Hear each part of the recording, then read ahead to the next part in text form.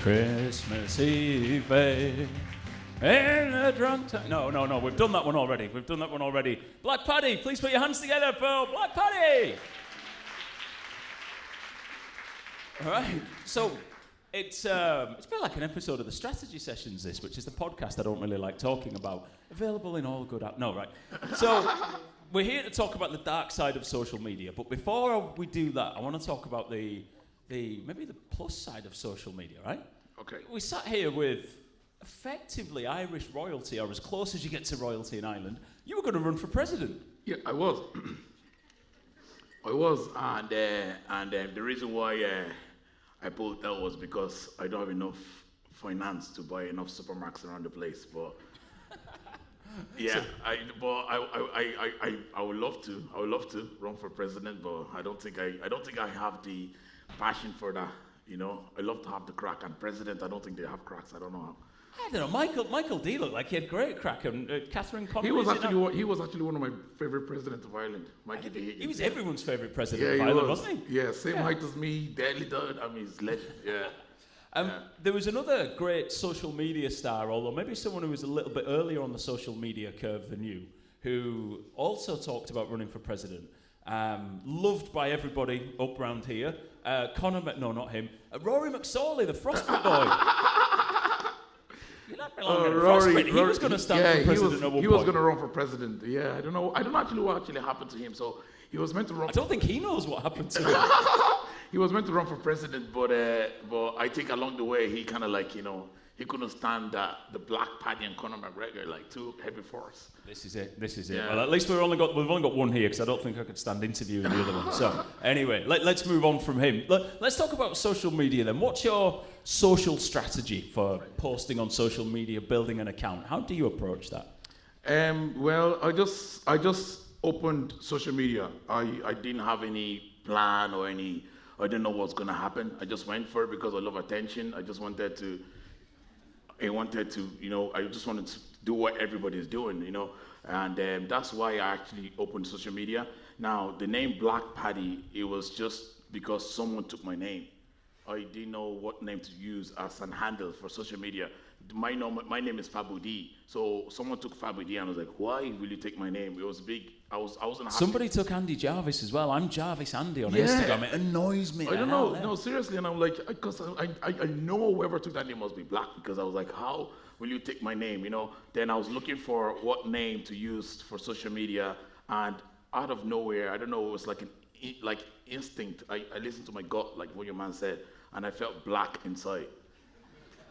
And I said, you know what? Maybe Black Paddy. Now, when I thought Black Paddy, I was scared because I was like, maybe people might call me racist, and I'm actually not racist. My best friend is black, and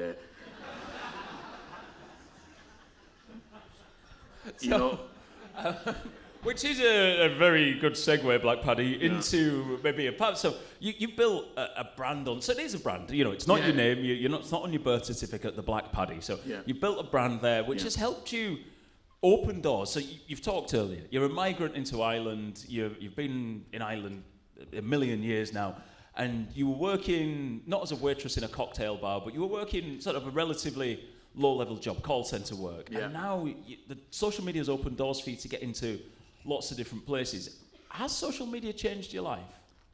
Yes, in like a lot of ways. I wouldn't be where I am. I mean, God first, and social media was actually that platform that blew me. I was like, what the, like literally everywhere. Actually, you know what's funny? I actually didn't know I was known in the north part of Ireland as well. I was just focused on the south a lot. I just got bored. I was like, come on, let me just switch lane. And I came to the north, and boom, everywhere I go, Black Paddy, come here, Black Paddy, come here. It's crazy. Well, if you want black stand-up in Northern Ireland, you've got, I've completely forgotten his name, Tommy McCarthy. Oh, Tommy, you've got Tommy I did a gig with him before. And Tommy, that's it. Yeah. So, fertile land for you. Yeah. So it's opened a lot of doors for you. And are you sort of broadly positive and grateful about what social media has done for you? Yeah, 100%. I'm actually so grateful. Every day I'm happy. I'm like thanking God. I have so much followers, but I just don't want to get attached to the meaning of the likes, the views. I don't want it to be part of me, because I believe this is a timeline I'm living in right now. I believe I'm famous now. Nobody knows tomorrow. Tomorrow it can be another picture, might be another thing. So right now I'm just enjoying whatever this is, that kind of way. How easy is it to not get hung up on likes, comments, shares? Because everyone in here is a marketer. They're probably writing reports at the end of the month trying to prove to their boss that this month went better than last month. So we quite quickly get addicted to likes and comments and shares. You're trying to sell tickets for stand-up. You're trying to get more eyeballs. Is it not really difficult to not just be like, that post didn't do well as the last post. I need to do something more controversial. I need to do this. Is it not easy to get sucked into that? It's not easy. No, it's not easy at all, because when I started social media, my first video I ever did as Black Paddy got millions of views, bro. I felt like I was on top of the world. Like, no joke. It was really, because I went to Derry, and I went to a place called what's the name of it? You have our deepest sympathies. Galia in Derry, right? And it's a video of me my first time ever in the whole north of Ireland. I'm always doing video in the south of Ireland, so I decided to go to Derry. I can't remember why, but I was in a place called, I don't know what Galia represent. It was just me in Galia, and I seen these boys during Halloween. They had this lot of wooden pallet. They were taking this pallet to build this little mini pallet, and on the pallet it says, I don't want to be offensive. It just says IRA, okay, on the pallet. And it was me just in the video, just screaming the name, that kind of way. And all the boys were like screaming, blah, blah, that kind of way. And the video went viral. And I don't know why that video went viral, to be fair. It just went viral, and people was calling me a hero.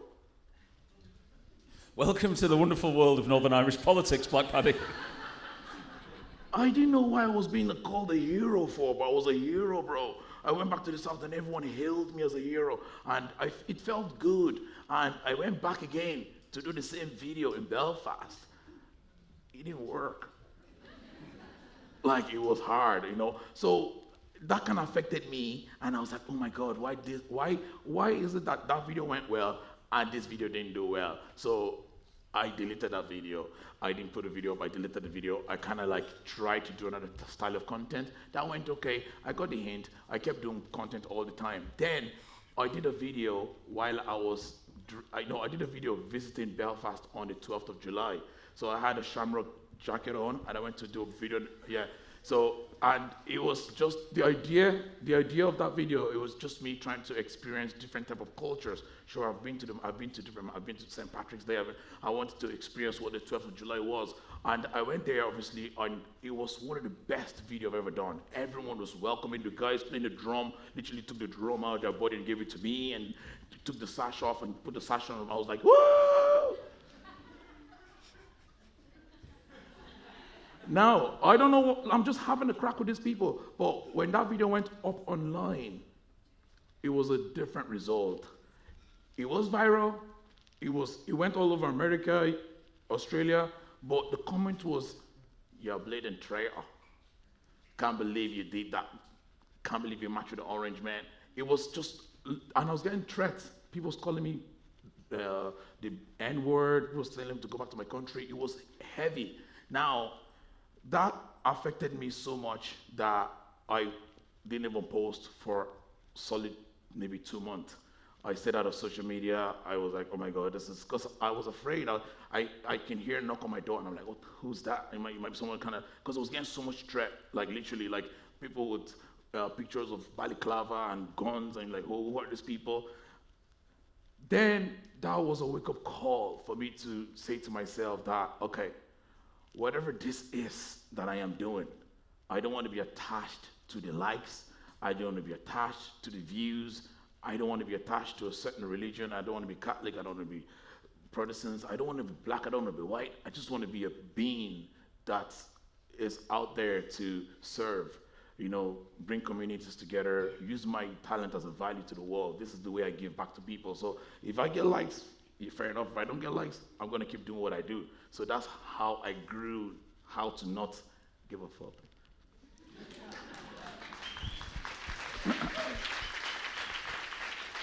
As someone who's a blow into Northern Ireland, I'm always genuinely amazed at just how bad some of the drumming is around the 12th of July for a bunch of people who love drumming. I find it appalling. I'm like, how are you keeping time? Could you drum better than they could? I don't think so, to be fair. I've tried to learn how to drum, but I know. Mean, give it a good wallop, but just it's a good rhythm though. No, you're like, I know I live in the South, and you hear them drum and you don't wanna move, but sometimes that drum to be so good, you just be like, here, I'm from the South, I'm not gonna. You gotta go with. You gotta dance, So we're talking about the dark side of social. I'm interested at the minute, I'm always interested in how people comment on social media and whether they wouldn't comment in person. Am I right in thinking that the sorts of comments you've had on social, no one's ever said to you when you do stand-up? Yeah. Funny that, isn't it? Yeah, it's pretty actually interesting. I've been doing stand-up for a while now, and I've never yet seen someone who stand up on the stage and be like, yeah, shut the fuck up, go back. No, it doesn't really happen. Whereby online, everybody has an opinion on you. Whatever it is that you do, everyone has something to say. It's pretty strange. And I've tried to actually argue with these people, and what I've noticed is no matter what you do, if someone has made their mind up not to like you, you can never change their mind. There's something they made up. So you trying to change your mind is only diverting you from your purpose. You're living what you want to do to change this. I have a general rule with social media that I won't argue with anyone who can't spell properly. Because you're only ever going to lose. If you argue with someone who doesn't know the difference between where and where, you're only ever going to be dragging yourself down to their level. So that's rule number one, is never argue with someone who can't spell properly. Put punctuation in that as well. But it's strange, isn't it, how people think it's okay to abuse people on social media and fire that in and go, oh, well, it can't have an impact on you. You're just a funny guy, right? But you get abuse from everywhere. You get abuse from people calling you a traitor because you came up and marched for the Orangemen. You get people racially abusing you. You get people telling you you're not Irish, go back to where you came from. I get black people slagging me saying I'm a dance monkey to white people. Is there anyone who does everywhere? Everybody wants to have a go on all angles. It's just even it's funny because even the black communities talk about me as well. It's funny because they look at me like, how come you never make us laugh? I'm like, what? I don't. Jarvis said, Andy said, talk to your customers. This is my customer base. That's what I'm trying to make laugh. It's I don't know. It's not about even being a customer base. It's just about the minority. There's less of you and there's more of them. And I'm relating to a group of people. So regardless of what it is, if you are not racist, or if you're not colorful people, if you don't feel divided, you won't give a fuck if you're black or if you're white. So if, for example, I'm traveling to each county of the country, if you live in Derry and the Black Party visit Derry, it doesn't matter what color you are, you should celebrate the Black Party came to Derry, So that's what I'm trying to say. Well, people will be like, okay, how come he doesn't entertain us? Well, should I go to Derry and just call just the black community out? I'm like, hey, the king is arrived. The president has arrived. Yeah, maybe the president's here. The Black Party, And do you think there's a noticeable rise in the media, I would say, of reporting of racist incidents in and around Dublin particularly, but across all of Ireland?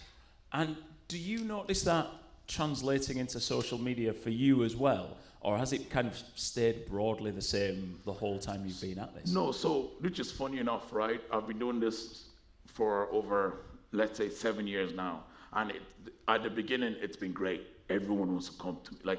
Okay, so when I moved to Ireland back then, I was literally the only black guy in my estate. Everyone wanted to touch my hair and talk to me. No one wanted to touch my hair though. No, if you want to buy, I can give you some. But everyone wants to know who I was. But fast forward now, there's so many, African people. Sorry, that's me. I'm trying to get my train. All right, don't worry. We'll get you there. We'll get you there. So I have a gig tonight in Dublin, Yeah, so... Tickets still available on the door? Yeah. Absolutely. It's only 20 euro. The International comedy club. No, not 20 euro, just 5 quid. €5? Oh, cheap bargain. Yeah. So it's actually affected me on social media. So since last year, I would say since last year, when a lot of migrants are coming into Ireland, the people of the country were not happy because of, there's so many people coming in, but first of all, the people are talking about they can't have enough facilities for, some are homeless, there's not enough medical facilities for people, and yet they're bringing all these people coming in, which even me, that's been here for over 20 years, I agree to that. I'm like, yeah, that's a point. So I'm actually agreeing with them, okay? That's my mindset right now. But Anto over there is not fully aware of the way I think. Anto is not happy with this situation, all right? So because of this is happening, Anto doesn't care who you are. Black Party users are all the same. Get the fuck out of my country. That's how he thinks. Now, I get that on social media, okay? They text me, and it's been happening to me a lot recently because of what's going on. You know, we're living in a dark times right now. Now, I get all this racist stuff and people coming up to me, giving out. Actually, there was a guy, I was at a match in Dublin years ago. I mean, 2 years ago, I think, or last year. And there was a guy from Donegal. He actually videoed me at the protest. And he was literally giving out to me, telling me, calling me racist. He said I'm racist because I said something on TV that was not meant to be said. And to be fair, I said something, and I'm always up for the crack. I like to have the crack. And what I said on TV was just taken out of context, which made me sound a bit racist. And I'm not racist, okay? But he made me out to look racist anyway. And he put this video up, and this video went viral on Twitter. And everyone was calling me racist, and that got me so much hate. So it's been like, you know, it's been different. I suppose if the good news is if it was on Twitter, nobody really saw it anyway, so that's probably a bonus. But yeah. Do you think that you need to be, do you think you need to be more careful? Are you aware that people, particularly in the right wing, are looking for somebody who's black to be saying the same things they're saying because they can then stand behind them and go, oh, it's not me. I'm not racist because this guy's saying it too. Yeah. So, are you aware of that? I'm very aware. I'm very aware. That's what I'm saying to you. I felt like I was a Playboy poster for this situation. So I felt like I kind of knew. I was like, oh, okay. So no matter what I said, I need to be careful on what I say, which is true. And I said to myself, why will I be careful of what I want to say when the intention of what I want to say is coming out of love? I'm not trying to offend anybody. I'm only having a crack. So this is the fear they're trying to bestow on me. So I need to watch. Like as a comedian, if you have to be careful on everything you say, you will lose your authenticity. You will lose yourself being funny. You want to be free. You want to be able to express how you feel about something, not covering yourself about, like people come up to me, yeah, can I say Black Paddy? Of course, I'm black and I'm a Paddy. Black Paddy, come on, say it. That's who I am as a person. Okay, so I don't want to filter myself for nobody. And what impact do those social media comments have on you? I know you said, well, I stopped posting for a little bit, but what do they have on the social media profile of the Black Paddy? What impact do they have on Fabu D? Like, what you mean? When you get these negative comments telling you to go home, telling you you're not Irish, telling you you're a traitor, telling you you're a dancing monkey for white people, what impact does that have on you? It had a lot of impact on my mental health, you know. Like, I won't lie to you, I'm standing right now speaking to you guys, make you guys happy, but yeah, it took a little part of, like, just a tiny part of my sanity was affected because I drank a lot, I went heavily on drugs, I was heavy, bro.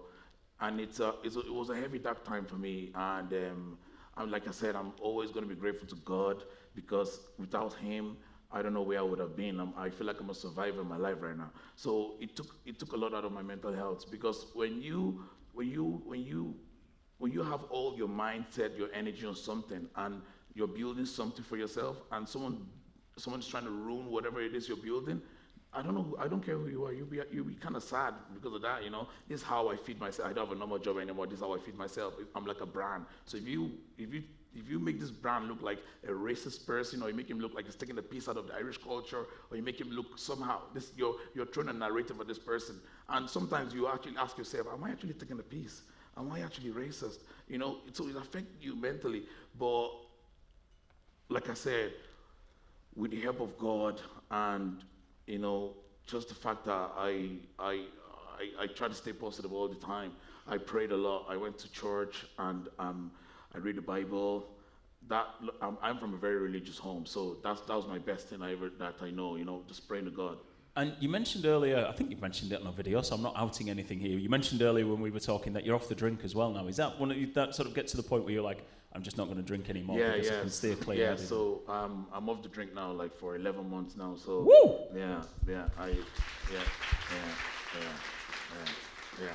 Yeah, I've drank too much Guinness. I'm trying to turn white now, so I'm trying to get my color back. Well, look, as the time is running down, but seeing as we're talking about food and drink, I want to introduce you to what I would say is a Northern Irish delicacy, right? This is something that I don't think exists south of the border. For those of you in the room who can't see, these are 15s. What are they? I've never heard of that before. What do you call it, 15s? A 15, it's basically, right, I don't know how old you are, but when you eat one of these, you'll die 10 years earlier. No way. That is so cool. Right. So, yeah, let's go, right. These are, how would you describe a 15 in one word? Someone shouts it out. A mess. Yeah, excellent. Okay, right, well, let's go. So, here's your first, so the Black Paddy is going to try a 15 in Belfast for the first time. Oh, my God. All right, cool. Okay. Yeah. Somebody said you better like it. DJ, can you play Under Pressure, please? All right, guys. If you've tried this before, make some noise. Oh, no way. So this is a famous thing, 15. The famous 15s, yeah. Okay, all right. I'm going to give you guys my real honest review. Go on then. Right, here we go. A hand, a dos, a three. Sluncha. It's going to be like a food influencer, be like, run, don't walk, to go and buy your nearest 15s. Wow. It has a bit of cakey, oaty, sugary, literally.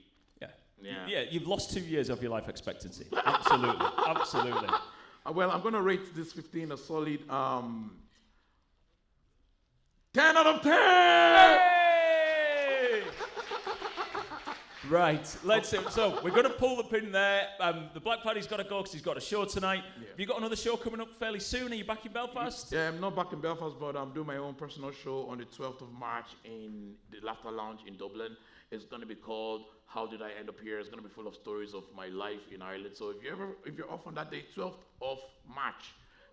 So I would like to see you guys there. Thank you very much. Thank you so much. Get yourself up. Please put your hands together for the Black Paddy.